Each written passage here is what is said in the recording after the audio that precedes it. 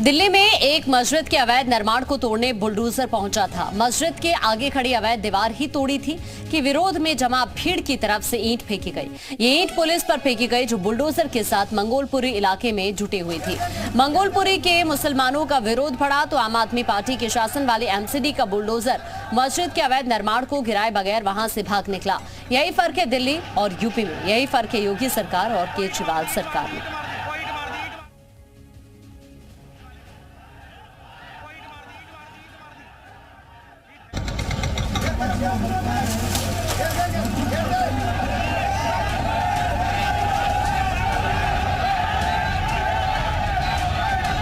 दिल्ली के मंगोलपुरी का ये मोहम्मदी मस्जिद है। सुबह 7 बजे के इस वीडियो में दिख रहा है कि मस्जिद से सटे बाउंड्री वॉल को बुलडोजर के जरिए तोड़ा जा रहा है। कुछ ही देर में ये दीवार टूट गई। अब मस्जिद के वजूखाना की बारी थी, यानी इस जगह की, जहां नमाज अदा करने से पहले लोग हाथ धोते हैं। जैसे ही बुलडोजर वजूखाना की तरफ आगे बढ़ने की कोशिश करता है, भीड़ जमा हो जाती है। अब सीन कुछ ऐसे बनता है, देखिए, मुस्लिम महिलाएं मस्जिद के ऊपर चढ़ी हैं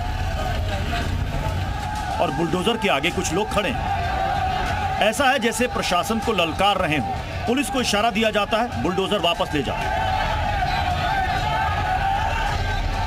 इसी बीच भीड़ में खड़ा एक युवक पुलिस वालों पर ईंट से हमला करता है। हालांकि पुलिस ईंट फेंकने वाले शख्स को पकड़ कर ले जाती है।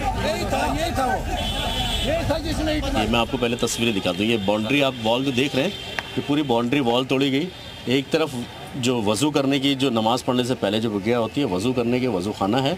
दूसरी तरफ वॉशरूम है, टॉयलेट है, जो नमाजी आते हैं उनके लिए। ये एमसीडी का, यहाँ के स्थानीय लोगों का आरोप है कि एमसीडी ने ना तो कोई नोटिस दिया, ना इस बारे में कोई जानकारी दी। सुबह 6 बजे यहाँ बुलडोज़र पहुँचता है और 7 बजे कार्रवाई शुरू कर दी जाती है।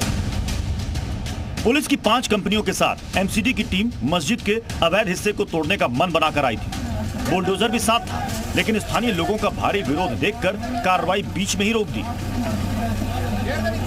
आपको यह भी याद रखना चाहिए कि दिल्ली की एमसीडी पर फिलहाल अरविंद केजरीवाल की आम आदमी पार्टी का शासन है। आगे तक तोड़ने की इनकी कार्रवाई करनी थी, लेकिन जब स्थानीय लोगों ने इस बात पर नाराजगी जताई, उसके बाद यहाँ से बुलडोजर हटाया गया। प्रशासन का कहना है कि यहाँ पर इस दीवार को, इस जो प्रॉपर्टी जिस जगह पर मैं मौजूद हूँ, ये अवैध है। एमसीडी की दलील है कि मस्जिद की दीवार और वजूखाना सरकारी जमीन पर है, यानी अवैध है। मस्जिद कमेटी कह रही है कि ये वैध है और इससे जुड़ा मामला अदालत में है। एमसीडी की टीम अतिक्रमण हटाने आई थी और इसलिए वजूखाना पर भी बुलडोजर चलना था। मस्जिद कमेटी का कहना है कि अधिकारी बिना किसी नोटिस के आए और बुलडोजर चलाने लगे, जबकि ये मस्जिद साल 1978 से यहाँ मौजूद है और साल 1980 के बाद कभी भी किसी तरह का कोई नोटिस नहीं आया।